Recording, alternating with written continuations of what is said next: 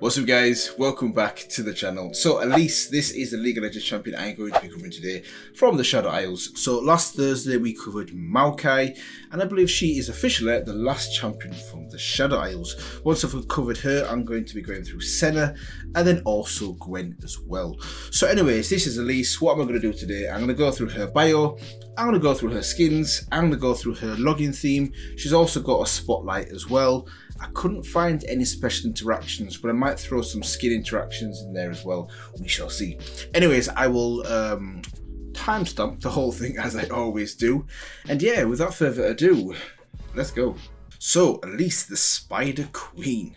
So, let's get things started with the bio. The Lady Elise was born centuries ago to House Kaithrina, one of the oldest bloodlines of Noxus. Interesting, it's kind of similar to Mordekaiser. Mordekaiser has connections to both Noxus and also the Shadow Isles as well, and swiftly learned the power and of beauty to influence the weak. When she came of age, she entertained the courtship of Berhold, heir to House Zarvan. Their union was opposed by many, since it would strengthen Kathria at Zarvan's expense, but Elise worked hard to beguile her intended husband and manipulated her detractors to secure a betrothal. I was going to say brothel. No, that doesn't say brothel, that says betrothal. Unbeknownst to her, their political marriage had been planned for many years by shadowy forces like the Illuminati, working behind the scenes throughout the Empire, with Berhold, Zarvan, a mere pawn in a much larger game. Okay. Even so, it was an unexpected twist that Elise should dominate him so completely. And while he remained the face of his house, it was clear who wore the pants. As time changed, his resentment grew. Okay, fair enough. One evening, over a typically frosted dinner, Berhold revealed... Hey! What a bitch move. This is the guy as well, yeah? What? He revealed he had poisoned her wine and demanded Elise withdraw from society and allow him to take up the reins of power. Knowing he would have the antidote about his person, Elise played the role of a remorseful wife, weeping and begging her husband's forgiveness. So once again it gets played. Just as it seemed he might be convinced, she snatched up a knife and plunged it into his heart. Great marriage. Okay, so even with the antidote, Elise was bedridden for weeks, and it was then that the pale woman approached. The enigmatic mistress of the Black Rose spoke of a secret society where hidden knowledge and sorcery was shared among those who would be trusted. Who could be trusted, and kept from those who could not. In truth, the pale woman did not care who controlled each of the noble houses, as long as they were sworn to her. Okay, since Elise had killed her thrall Berhold, she would have to prove her own value, or a more suitable replacement would be found. Seeing a path to greater power, Elise took to the cabal like few before her. She met often with the most prominent members, trading influence and thwarting her rivals in a complex web of tangled schemes. With the wealth of two houses, there were not many who could oppose her, and she became even more adept at persuading others to do her bidding. I wonder what that means. Eventually, she learned of an object that held great significance for the Black Rose, the skull of an ancient warlord known as San Uzal, rumoured to have been hidden long ago in the Shadow Isles. Keen to gain the pale woman's favour, Elise found a desperate, debt-ridden captain, not Tam Kench, willing to bear her and a handful of devotees to the cursed city of Hela. Right. They came ashore on a beach of ash and sand and were tormented by spiteful wraiths as they searched in vain for the lost vault. But Elise found something she had not anticipated. A creature of the long-forgotten past had made its home in the lightless depths beneath the city. This bloated, chinitrous monster was the spider god Vilemore. This bio gets crazier and crazier by the minute, and it erupted from the darkness to devour the intruders. before sinking its fangs into Elise's shoulder. She fell, howling and convulsing as the venom wrought terrible changes upon her body. Her spine rippled with undulant motion, and arachnid legs pushed out from her flesh. Finally, breathless with the agony of transformation, Elise turned to find her new master looming above her. An unspeaking understanding passed between them in that moment, and she scuttled back to the beach, untroubled by the Isle's spirits as she weaved in and out of the twisted tree line. Some weeks later, when her ship arrived back at the Noxian capital in the dead of night, Elise had regained her human form, though she was the only living thing left aboard. Right, okay. Though no evidence was ever found of the warlord's skull, the Pale Woman saw Elise's dangerous new gift for what it was, a means to come and go safely between Noxus and the Shadow Isles. Is it because the Wraiths don't view her as alive anymore? And a chord was struck wherein the Black Rose would provide Elise with endless unwitting sacrifices to offer up to the Spider God, and in return she would recover any artifacts of power she could from those bighted forbidden shores. Okay, Elise once again took up the residence in the neglected halls of House Sarvan, carefully cultivating a reputation as a seductive yet unreachable recluse. Few have ever guessed her true nature, yet fanciful rumours abound, wild tales of her ageless beauty, and a terrifying, voracious creature said to lair in the bowels of her dilapidated, dust-withered palace.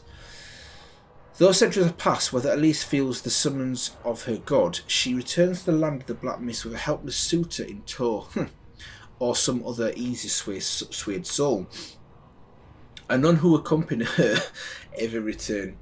Wow, okay, so that was quite an in-depth, detailed bio in comparison to some of the previous ones I've read.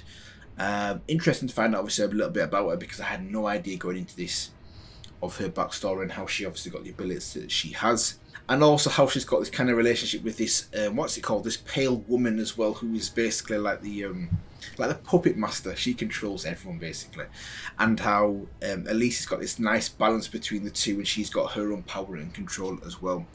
And poor people, anyone that, what does it say there? Through those centuries have passed, so whenever Elise feels the summons of her god, which is interesting, Spider God, I never knew there was a Spider God on the Shadow Isles, she returns to the land of the Black Mist with a helpless suitor in tow or some other easily swayed soul, and none of them who accompany her ever return. R.I.P. So, yeah, that was good. That was a good start to the bio. What I'll do now is I'm going to go through her skins. Let's go. So, the Spider Queen, difficulty is high and role is mage. Okay, so let's jump over the abilities for now and let's just go through her skins. So we have 6 different skins. Her base skin is nice as well. I like that. Clearly she's the queen there on the throne. It looks good with the spider webs behind her. Yeah, okay, and she's got some kind of appeal there as well, if you know what I'm trying to say. So let's move on to the first one, which is Death Blossom, Elise. You look at that one, then you look at that. That looks ridiculous. I'm sorry, that just looks stupid, doesn't it? It looks scary, but then flowery at the same time. Yeah. Okay. Victorious Elise. Okay, that one's nice. I like that one. I like how she's always, like it mentioned at the beginning of her bio, she's always looking for angles to gain more power. This is maybe when she killed her husband. Oh, whoa, I've just noticed that as well. And you can see that it looks like someone, I'm guessing a husband, is wrapped in the spider's web as well. Nice. So the next one is Blood Moon. Now I said in a few previous reviews as well, the Blood Moon theme is really good. It won't surprise me if this is my favourite one. Let's see. Blood Moon. Okay. Yeah, it doesn't pop initially like the rest of them. It's not as striking as the rest of the Blood Moons I've seen so far. There was the Blood Moon for Callista as well, which was really good. Yeah, this is a little bit more subtle, but I like it. Oh, I like it as well because you can see fine details. You can see the spider on the left there doing its thing, and she's resting her hand on a dead person wrapped in spider webs. Yeah, grim. Okay, that's cool. I like that one. SKTT1 Elise. And she is, I assume, here. Yeah, this is her here. Nice. Yeah, that's nice. I like that one. And then we have Renekton, Rise. It's a bit Belarus. I can't really work out what that is. Is that Callista? Was that Azir? Maybe? And I can't see who's in the background. So I'm going to guess. Super Galaxy. Oh, that's cool as well. Yeah, I like that one. That's nice. The pink and the green really work with that one as well. She's obviously got her bug minions there in the background as well. Cool. Okay, I like that one. And Bewitching. Okay, Bewitching. There was a Bewitching Vein. I'm sure there was a Bewitching Vein one as well. That's popping. Yeah, that's really good as well. So, if I had to go back to the beginning and pick my favourite one, it would have to be Death Blossom. No, I'm joking. That's not Death Blossom. It would have to be. It would have to be this one, Bewitching. That's my favourite one. The whole thing with the spiders and that Halloween theme with the pumpkins just perfectly go together. Yeah. For that reason, that's got to be number one. Number two, I would say, would have to be Super Galaxy. That'd be my second favourite. And number three would be Blood Moon. Blood Moon. In fact, no. Blood Moon would be number two and Super Galaxy would be number three. They're my top three picks for Elise. So, what am I going to do now? I'm going to move on to her login theme. Let's go.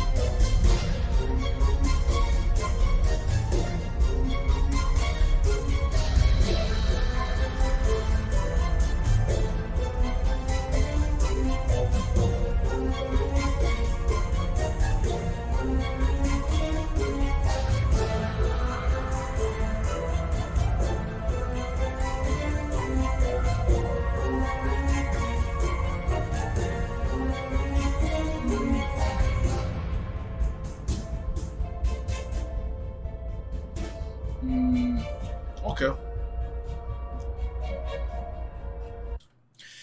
Is that the end? Yeah, that's the end. Okay, so that started off pretty good. But for me, it didn't reach the highs I was expecting it to reach. It was like another gear that I was expecting it's going to kick into, and it never did. It was okay though. It was okay. Animation's pretty basic as well, but okay as well. Not the best in terms of the login themes from the Shadow Isles, but also not the worst. The worst still, by far, was Hecarim's. But it kind of suited her theme as well, what I've learned from it in the BIOS. It was okay. I'd give it a C. If I was grading it, I'd give it a C. It was okay, but I was expecting it to go to another gear that it never did. So, she doesn't have any special interactions, or at least not any that I could find. So, what I'm going to do now is I'm going to move on to her story. Let's go. Right, so the story is Strand by Silken Strand. Okay, so the week spent on the ocean had made Marcus feel dizzy and weak, so he was glad to be back on dry land. Is this one of the poor souls that she's convinced to join her on her journey?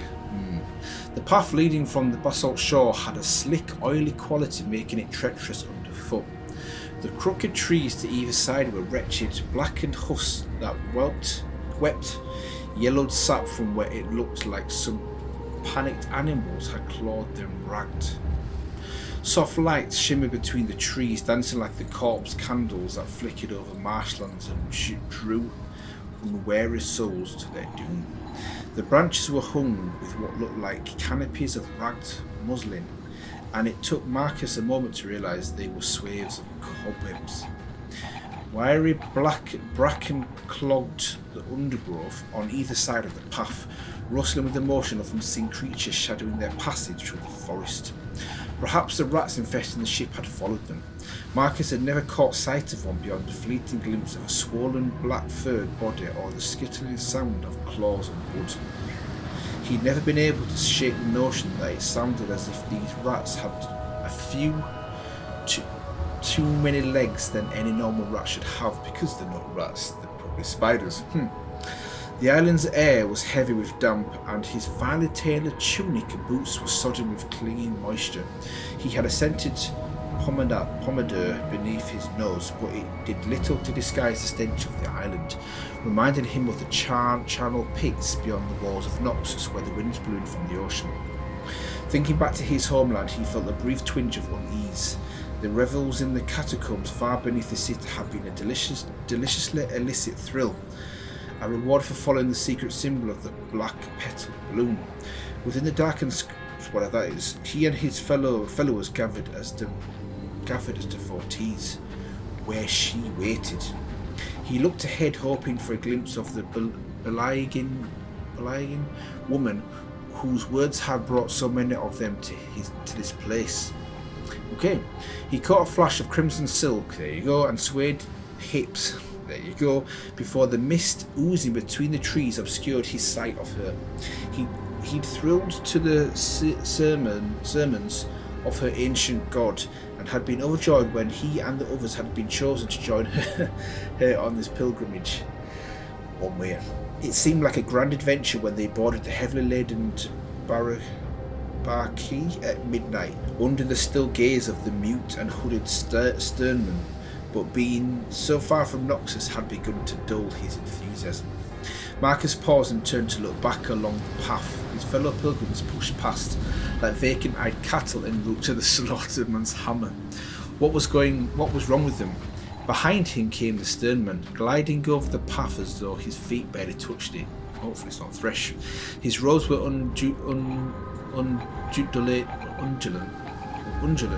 with motion, and suffocating fear followed in Marcus's breast at the thought of being near this repellent figure. He turned away only to find himself face to face with her. Elise, he said, and the breath caught in his throat. He instinctively wanted to push her away and flee this awful place, but the intoxication of her dark beauty overpowered any thought of rejection. His sense of revulsion passed so swiftly he wasn't even sure he truly felt it. Marcus, she said, and the sound of his name on her lips was divine, sending a surge of pleasure down his spine. Her beauty transfixed him, and he savoured every detail of her perfect form. Kind of reminds me of random, like spiders in the nature. Spiders in the wild is quite common. The female spider is bigger than the male spider, and it's quite common after mating that the female spider eats the male spider. I wonder if it kind of ties in with this as well. Not like he's going to mate with her, but I'm just saying, you get the gist, anyway. Her features were angular and sharp, famed by luscious crimson hair like that of a high-born girl he once knew. Full lips and eyes of dark radiance drew him deeper into her web, with the promise of raptures yet to come. A cloak of stable, secured by an 8-pronged brooch, mantled round her shoulders. It rippled with motion, though there was no wind to stir it. "Is something the matter, Marcus?" she said. Her smoky tone soothed his fear like a balm. "I need you to be at peace. You are at peace, aren't you, Marcus?" "Yes, Elise," he said. "I am at peace." "Good. It would make me unhappy to know you were not at peace when we are so close." The thought of displeasing her sent a jolt of panic through Marcus, and he dropped to the ground. He wrapped his arms around her legs, her limbs slender and alabaster white, smooth and cold to the touch. "Anything for you, mistress," he said. She looked down on him and smiled. For an instant Marcus thought he saw something long, thin and glossy beneath her cloak. The motion was sickening and unnatural, but he didn't care. She hooked a sharpened obelisk black fingernail under his chin and drew him to his feet. A rivulet of blood ran down his neck, but he ignored it as she turned and led him onwards. He willingly followed, all thoughts save pleasing her vanished like wind-blown smoke. The trees thinned out and the path ended before a rocky cliff carved with tiny little symbols that made his eyes sting. I wonder if this is the spider god. A shadowed cave gaped like a vile maw at the base of the cliff. Marcus felt his certainty waver as a sudden sense of dread uncoiled in his gut. Elise beckoned him inside and he was powerless to resist. Okay. The interior of the cave was unnaturally dark and stiflingly warm. A clammy fever heat that reeked like offal swept from a butcher's block.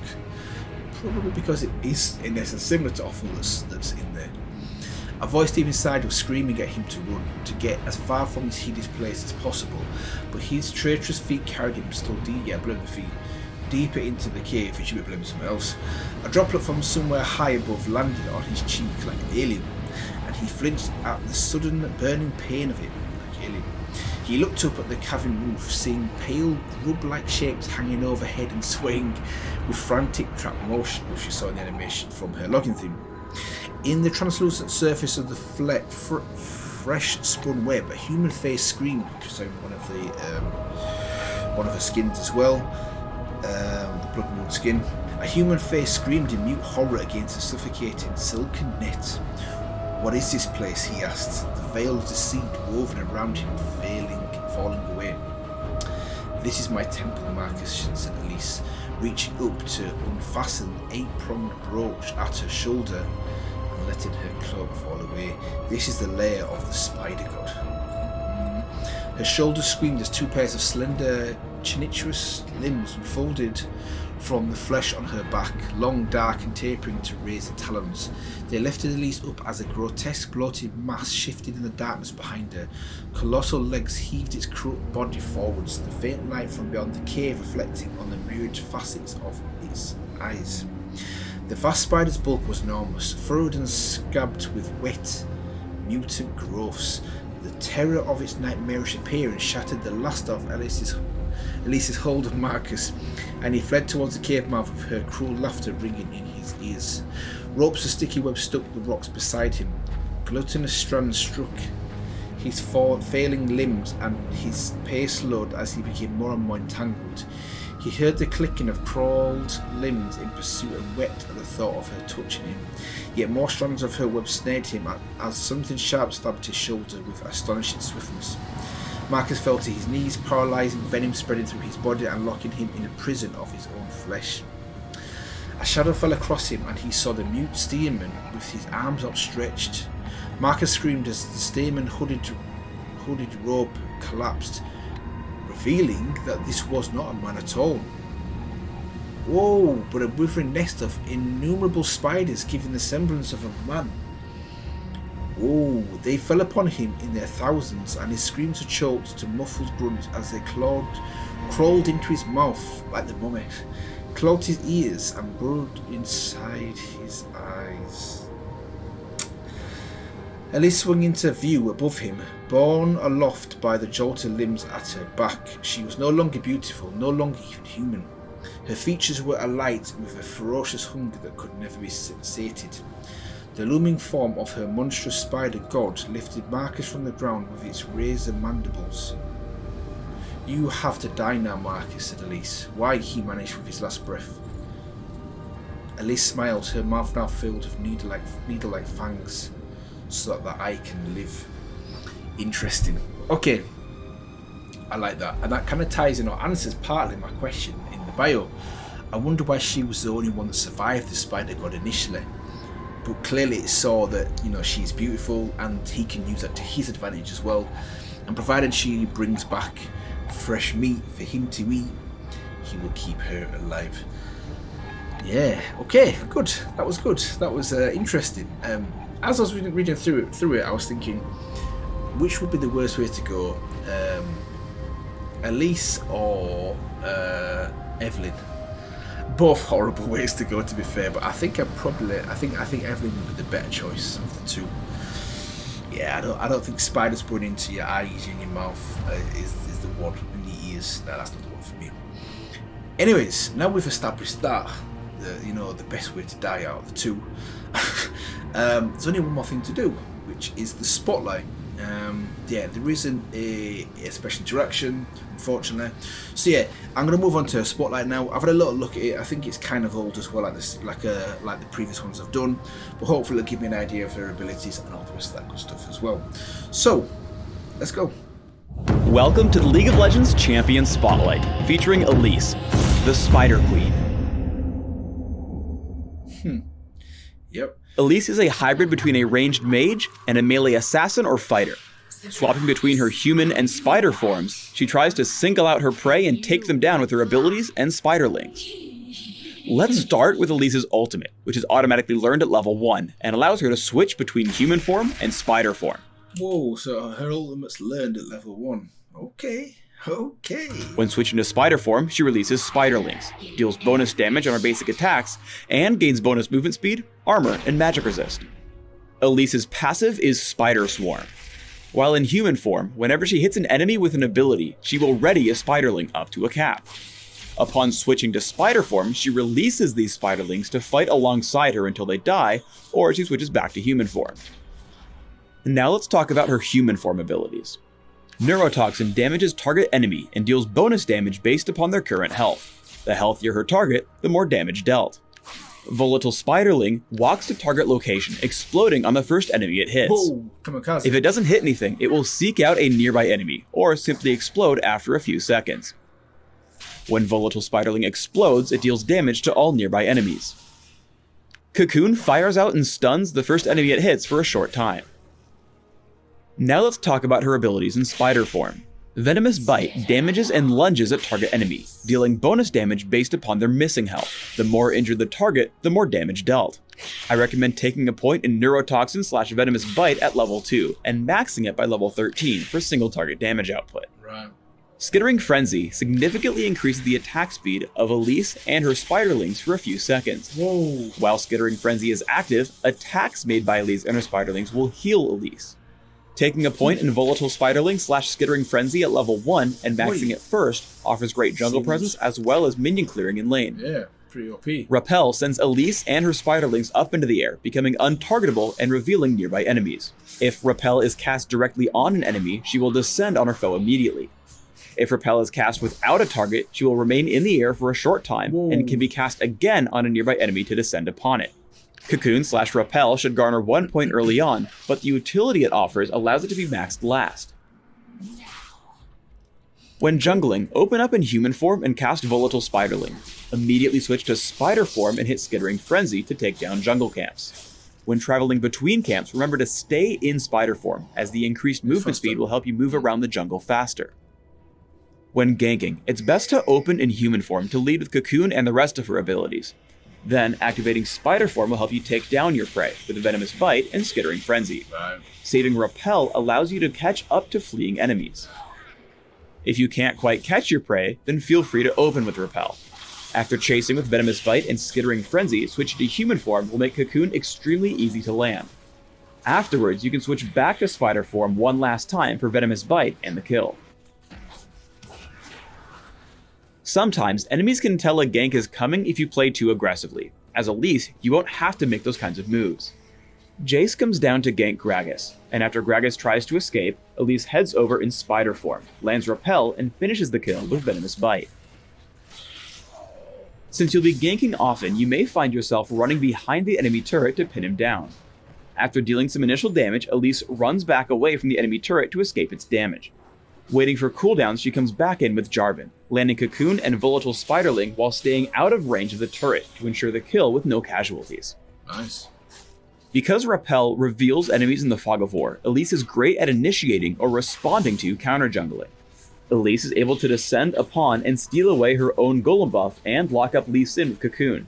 Though he initially escapes, Ziggs is able to land the killing blow thanks to Elise's assist. Try to stay near the walls by jungle camps. It could save your life.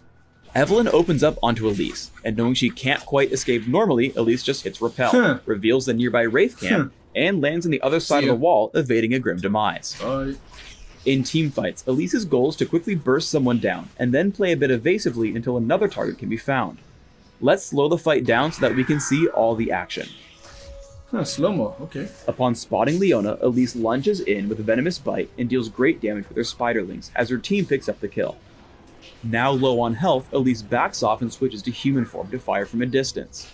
Safely in the brush, she lands Cocoon and follows up with Neurotoxin to take out TheReelSym.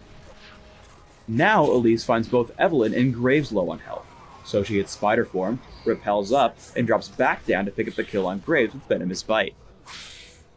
As she runs, a quick cocoon to the north ensures the enemy Spider Queen can't chase them down. Another team fight proves the same concept. In human form, Cocoon, Volatile Spiderling, and Neurotoxin deal some initial damage to TheReelSym. Elise then creates some space from her opponents before she and Tristana turn their attention to Leona. After landing Cocoon, she switches to spider form, and pounces with venomous bite, picking up the kill. Even after getting knocked away by TheReelSym, Elise still smells blood and looks for more prey. Running to the wall, she hits repel, finds TheReelSym on the other side, and descends for another kill. I recommend building Elise with a mix of damage, durability, and cooldown reduction. Here's an example build that should work well even for your first time with the champion. Take magic penetration marks, armor seals, magic resist glyphs, and ability power quintessences. Run 9-12-9 masteries with magic penetration in offense, general durability in defense, and mana regeneration and neutral buff duration in utility. Take ignite when laning or smite when jungling and flash. Open with boots of speed, health potions, and a few Doran's rings or a prospector's ring. Rush a Rylet's crystal scepter and then add sorcerer's shoes and abyssal scepter to increase your damage output. From here, start looking to add more durability and cooldown reduction with items like Frozen Heart, Zonia's Hourglass, and Guardian Angel. Thanks for tuning in to the Elise Champion Spotlight. Please subscribe. That was interesting. That was good. Once again, always good to finish off with the spotlight. Looking at her abilities as well. Interestingly, in my short time playing League of Legends, I've never played against an Elise yet, or with one. I've never seen one actually on the map, but it's good to actually see the different abilities she has if she's in a human form versus her spider form as well. Seems to be really versatile. But yeah, I've never played against one so far. Maybe I will at some point. But yeah, I think I'll leave it here today, guys, on this one. Hopefully you enjoyed my thoughts and reactions to everything to do with Elise, which included obviously the bio, the story, the login theme, the skins, and the spotlight. And if you did, feel free to let me know. Feel free to like, comment, and maybe also subscribe if you've not done so already. Next week is going to be Senna. Senna obviously is a key part of the Shadow Isles, and she ties in nicely with what's going on at the moment with the Rune Nation. So yeah, Senna will be the champion I will be covering next Thursday. So if you're interested in that, feel free to check out the channel next Thursday. I will be covering Senna. So yeah, I will see you guys in the next one.